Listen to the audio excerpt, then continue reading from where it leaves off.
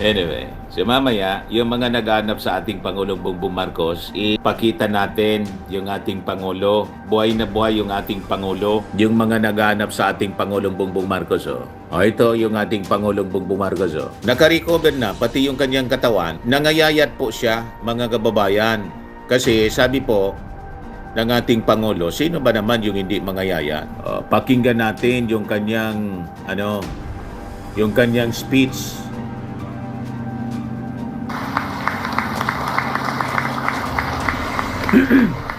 Sinumpe na po ng NBI, National Bureau of Investigation. Ito ngayon yung report dito ng DCRH. O ang pambansang ngungo ang kopya ng kanyang subpena dahil sa umano'y pagpapakalat ng peking medical report ni Pangulong Ferdinand Bongbong Marcos.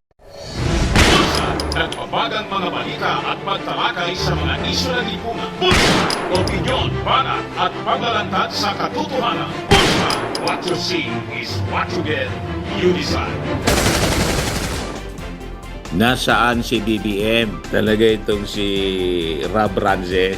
Niloloko nila yung sarili nila, mga kababayan. Anyway, so mamaya, yung mga naghanap sa ating Pangulong Bongbong Marcos, ipakita natin yung ating Pangulo. Buhay na buhay yung ating Pangulo. Nag-attend nga po na launching ng Test the Skills Passport mobile application. Yung mga naghanap sa ating Pangulong Bongbong Marcos, oh. O ito yung ating Pangulong Bongbong Marcos, oh. Alive and kicking.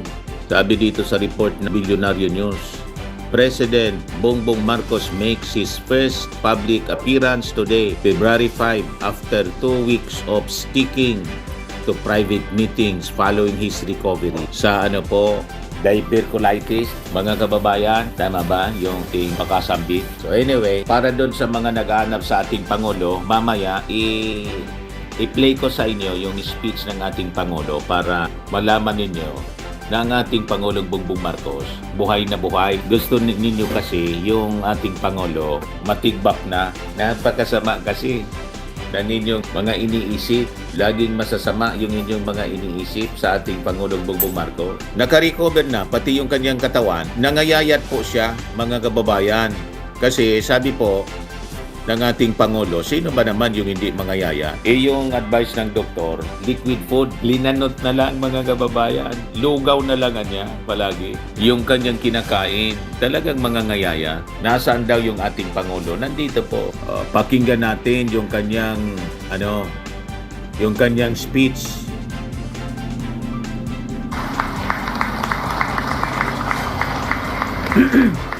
Thank you to our Test the Skills Development Authority Secretary, Secretary Kiko Benitez, please take your seats. The DepEd Secretary, Sani Angara, and the other members of the Cabinet, our Chairperson, Chairperson Shirley Agrupis, and San Juan Lone District Representative Isabel Maria Zamora, and the honorable members of the House of Representatives, San Juan City Mayor Francis Javier Zamora, our TESDA educator. I brought my own podium para hindi ako nahirapan mag-ano. Our TESDA educators and learners, my fellow workers in government, distinguished guests, ladies and gentlemen, good afternoon. Ngayon ay inilulunsad natin ang isa na namang reforma upang mas mapadali ang serbisyo para sa ating mga kababayan. Ito ngayon ang TESDA Skills Passport Mobile Application. Isang hakbang ng pamahalaan upang mas mapalapit ang kasanayan at oportunidad sa bawat Pilipino. Sa panahon ngayon, hindi na talaga may hiwalay ang teknolohiya sa ating mga buhay. Halos lahat konektado sa internet. Halos lahat may access at gamit ang cellphone. Pag-aaral, pakikipag-usap, pati trabaho, digital na rin. Kaya gagamitin natin ang teknolohiya at ang pagkakataon nito upang makasabay sa takbo ng panahon at mapalawak ang oportunidad para sa ating mga kababayan. Likas naman, masipag at mabilidad ang manggagawang Pilipino. Ang kailangan lamang ay mas maraming oportunidad upang magamit ang kanilang galing at pagsisikap. Ang edukasyon at pagsasanay ang puhunan natin para sa isang maunlad na kinabukasan. Kaya, todo buhos ang aking administrasyon ng pondo at suporta para sa edukasyon. Lagpas sa 1 trilyong piso ang inilaan natin para sa edukasyon ngayong taon. Patuloy rin natin pinagtitibay ang suporta sa kasanayan at sa pagsasanay. Sa taong 2026, halos 20 bilyong piso ang inilaan ng pondo para sa TESDA. Ito ang pinakamalaking budget na kanilang Naubod yung natanggap ating Pangulo. upang mapalawak naman natin ang mga programa sa scholarship at saka mga skills training. Ngunit, bukod pa sa pagpaparami ng mga training at scholarship, lalo pa natin pinapadali at pinapalapit ang mga oportunidad sa ating mga kababayan. Sa pamamagitan ng TESDA Skills Passport mobile application, may all-in-one na digital platform na tayo.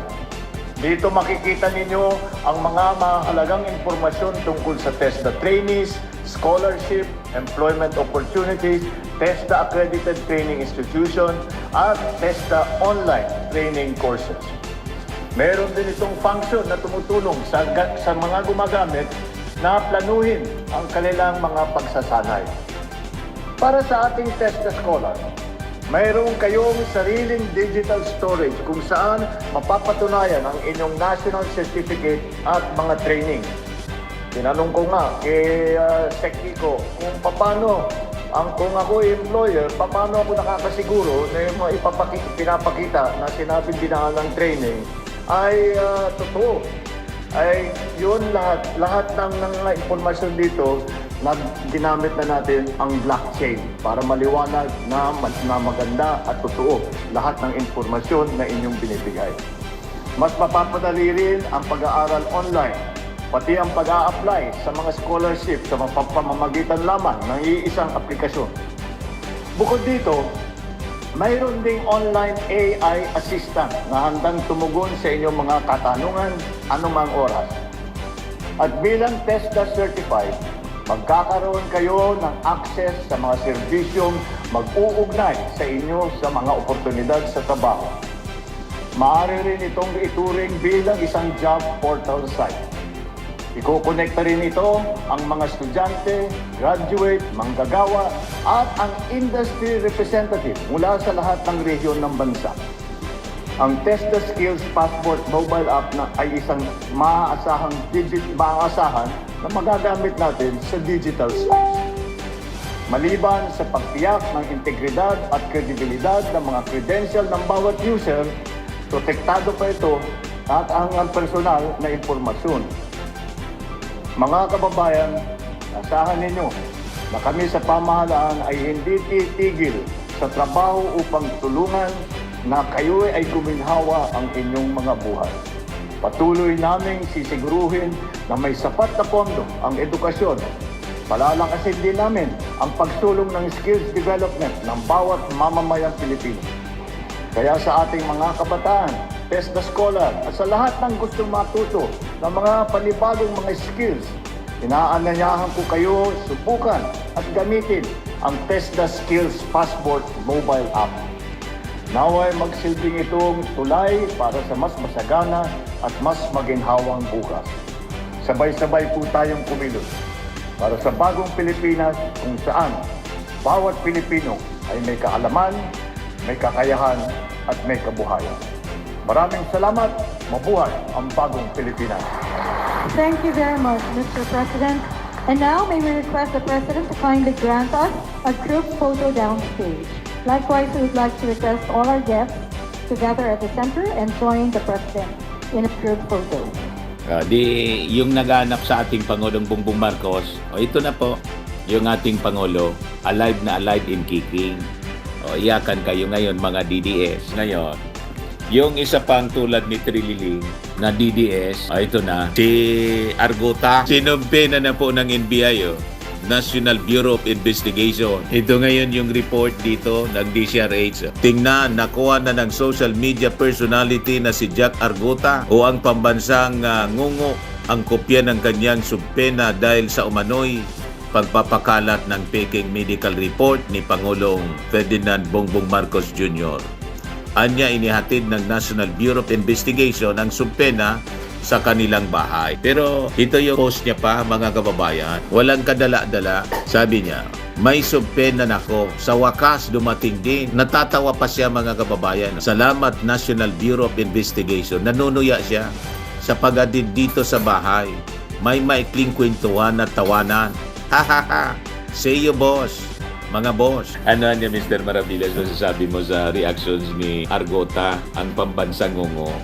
Inaaliw lang niya yung sarili niya. Pero ang totoo niya, kabado na siya sa posibleng mangyari sa kanya kasi malamang patong-patong na kaso yung kanya kakarapin, mga kababayan. Sabi nga natin, hindi lang itong si Argota ang nagpakalat noon. Mananawagan tayo sa NBI. Tingnan ninyo po yung mga naging post ng mga DDS vlogger. Kasama dyan si Tio Moreno, si MJ Kiambao, si Mocha Oson yata. At lalo na yung mga journalist na naging fake news peddlers na po, si Jason Sa at saka si yung taga Manila Times na columnist, yung matanda na dating naging sekretary yun, mga kababayan. I-post po ninyo dito. Nakalimutan kong isa siyang columnist sa Manila Times. Nakalimutan ko yung pangalan. Kasama yon. Saka si dating Yusek na mahilig magmura, si Bobby Tiglao. Sino nga pa yung isang Yusek? Yusek ni Digong na doktora. Kasama pa yun sa nagpakalat. Naalala po ninyo? Si Lorraine Badoy. Sabay-sabay yan pag umatake, mga kababayan. Sila yung nagpakalat ng fake medical report. Ginamit pa yung logo ng Sentlook. Iwan ko, pati yata yung Sentlook magpa-file ng kaso. So ito, na reaction ni Argota na patawa-tawa pa siya. Sa totoo lang po, tawag dito, defense mechanism lang niya po yan para sabihin matapang siya at baliwala. Parang si Sara Duterte, pari-parehas po sila. Gusto niyang ipakita sa mga tagapanood niya, sa mga tao, mga netizens, na hindi sila nasisindak, hindi sila natitinag, na sila mga matatapang. Yun ang gusto nilang ipapaniwala sa atin, na mga maiisog sinda. Hindi sila nasisindak. Kahit sampaan sila ng patong-patong na kaso, wala silang paki kasi nasa likod nila yung mga Duterte. Hoping na siguro tinutulungan din financially para sa mga gastusin, baka tubok pa. Magamit pa, mga kababayan, sa fundraising. But anyway, yun ang kanilang pinili, di ba? Yun ang kanilang paniwala. Sabi nga natin palagi, you become what you believe. So, yun po ang mga developments ngayon. Itong pambansang ngungo, ang lakas ng loob nito, manlait, nilalait yung ating Pangulong Bongbong Marcos.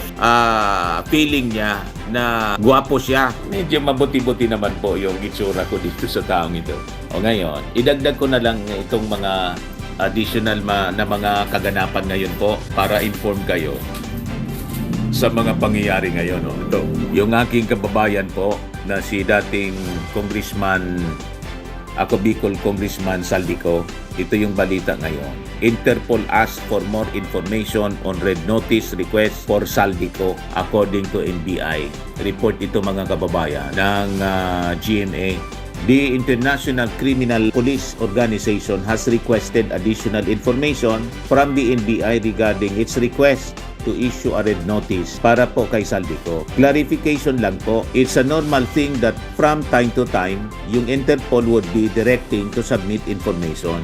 So normal po ito na nangyayari na mayroong ganyang supplemental information being questioned. So yan po ang progress ng balita, mga developments tungkol po sa patuloy na paghahanap kay Saldico. Ako po si Dante Maravillas. Bye-bye po. God bless. Max Framing and Lifting Cream, pinapahid po sa mga pulses in affected area. Mainam po sa paninigas ng mga kaso-kasuan. Ito naman po, Automax Radiant Serum. Sa mukha naman yung application, anti-aging po siya. You will look 10 years younger than your age. Sa mga cancer patients naman po, baka lang gusto ninyo itong itry. Nengsa Red Mix Fruit Drink. Hindi mo po siya gamot, food supplement siya. Kaya lang, gawa siya, mga kababayan, sa goji berry. Yung goji berry may anti-cancer properties. O ngayon, yung mga inquiries ninyo, dumiritso na lang kayo sa aming messenger sa Facebook para masagot namin agad. Ayos pa? Ayos na ayos niya, Mr. Maravilla. Sa mga naghanap po ng malinis and spacious fitness gym, pumunta lang po kayo sa aming Colossal Fitness Gym.